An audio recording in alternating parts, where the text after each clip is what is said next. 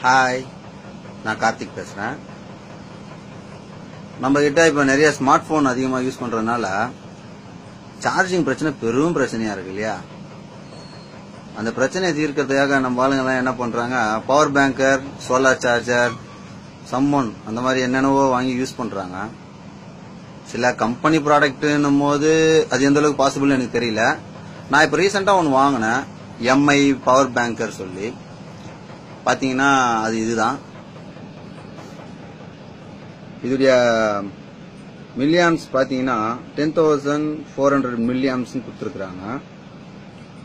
சரி, நல்லா இருக்கும். ஓகே, ஒரு போனுக்கு வந்துட்டு 2000 மில்லியாம்ஸ் இருந்தா ஒரு வாட்டி சார்ஜ் பண்ணலாம்.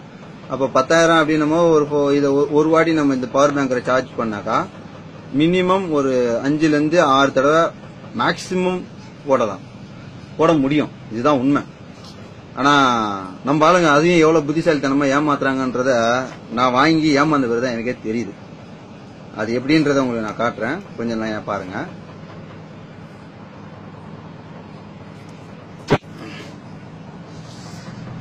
ஃபர்ஸ்ட் இதை நான் ஓபன் பண்ணேன்.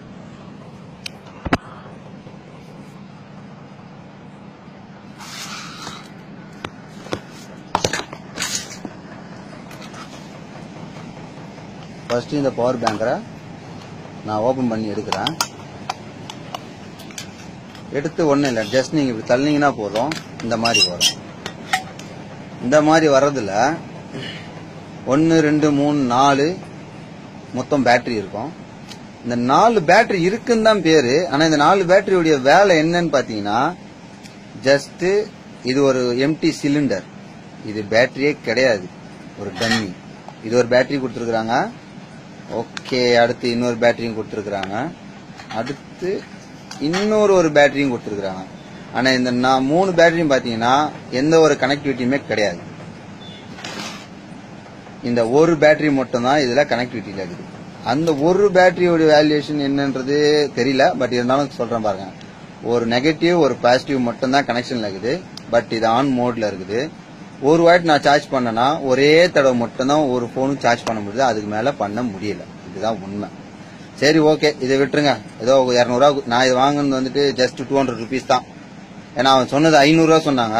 நான் 200 ரூபாய்க்கு கொடுத்தா கூட எல்லாம் வேணாம் விடு அப்படின்னு கொடுத்துட்டாங்க.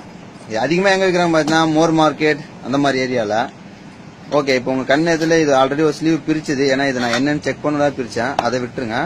இப்ப இன்னொரு ஸ்லீவ் இருக்குது, அது ஃபுல் பேக்கடா இருக்குது. நீங்க நல்லா பாருங்க, இந்த எட்ஜஸ் எல்லாம் கூட பாத்தீங்கன்னா ஃபுல் பேக்கிங்கா இருக்கும். தெரியுதுங்களா உங்களுக்கு? இல்ல எதனா பிரச்சனை எதுவும் இல்ல, என்ன தெரியுதா? இல்ல இல்லையா? இப்ப நான் இந்த ஒரு பேக் இதுல ஒரு சீல்ட பிரிக்கிறேன். அந்த சீல்ட கொஞ்சம் நல்லா வாட்ச் பண்ணி பாருங்க.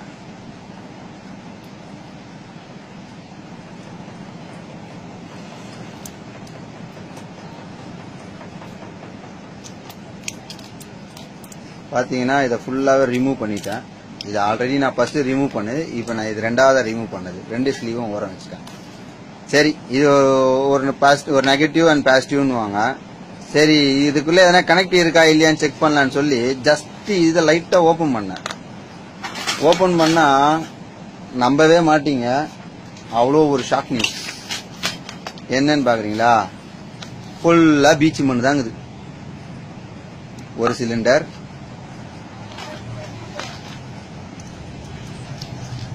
இது ஒரு அடுத்த சிலிண்டர். அந்த அடுத்த சிலிண்டர்லயும் மண்ணு தான் இருக்குது, பீச் மண்ணு தான் இருக்குது. ஓகேங்களா? இப்ப இன்னும் ஒன்னு இருக்குது, அந்த ஐட்டத்தையும் நான் ஓபன் பண்றேன் பாருங்க.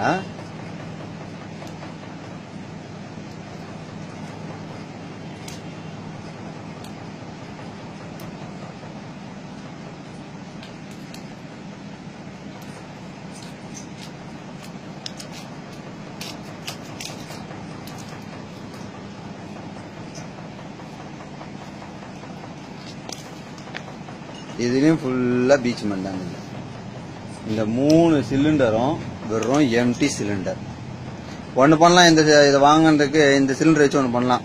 எங்க அம்மாவுக்கு பொடி போறதுக்கு டப்பா இல்லைனாங்க, அதுக்காக இந்த டப்பாவை கொடுக்கலாம். ஃபர்ஸ்ட் விஷயம். இந்த மாதிரி நீங்க அடுத்த வாட்டி எம்ஐ கம்பெனி, சோனி எது ஒன்று வாங்கினாலும் முடிஞ்சா கம்பெனியை நாளுங்க. ஏன்னா இதெல்லாம் அன்வாரண்டி. இது மேக்ஸிமம் எங்க சேல் பண்றாங்கன்னு பாத்தீங்கன்னா மோர் மார்க்கெட், டி நகர், பஜார் ரோடு இந்த மாதிரி ஏரியால தான் உங்களுக்கு சப்ளை சேல்ஸ் பண்றாங்க. சோ இதெல்லாம் நம்பி வாங்காதீங்க. அதிகபட்சம் இது எனக்கு தெரிஞ்சு ஒரு 200 ரூபா கொடுக்கலாம், ஓகே அப்படின்றது எனக்கு மனசு திருப்தி. என்ன மாதிரி யாரும் அடுத்து வாங்கி ஏமாறாதீங்க. Thank you, good luck. Next time இந்த மாதிரி எதனா ஒரு விஷயம் இருந்தா உங்களோட நான் ஷேர் பண்றேன். நன்றி, வணக்கம். ஜேவி கார்த்திக். தேங்க்யூ.